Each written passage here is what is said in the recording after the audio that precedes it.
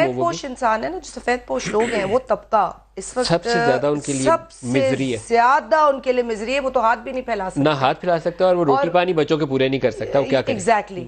तो आप देखिए, इस अनफॉर्चुनेटली मैं किसी को तकलीफ में नहीं डालना चाहती है, कह के ये एक पल्स है लोगों की इस वक्त, एक डिप्रेशन है, एक कैफियत डिप्रेशन की है।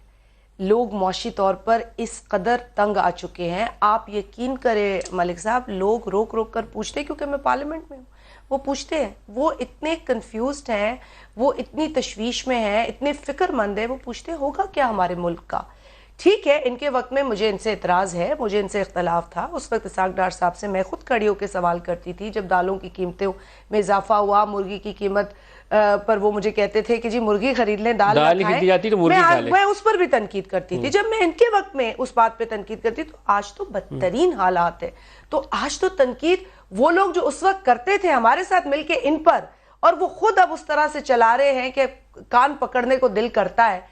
मतलब जब अपने ही कान पकड़ते हैं उनके, तो उनके कान खुदा पकड़ेगा। क्यों, यही दुआ है अब लोगों की। मतलब आप देखिए ना, मुल्क का वजीर आजम अगर ये कहे कि जी प्लांट्स रात को ऑक्सीजन देते हैं, और जापान जो कि पैसिफिक ओशन में एक आइलैंड है, हमने सुना था कि कंट्री आइलैंड कंट्री है, उसके बॉर्डर एक जर्मनी जैसे मुल्क से मिल जाते हैं, और बॉर्डर एरिया में संदे चलती है। मैं तो हैरान ही रहती हूँ इस मंतक और इस सोच और इस नॉलेज पर।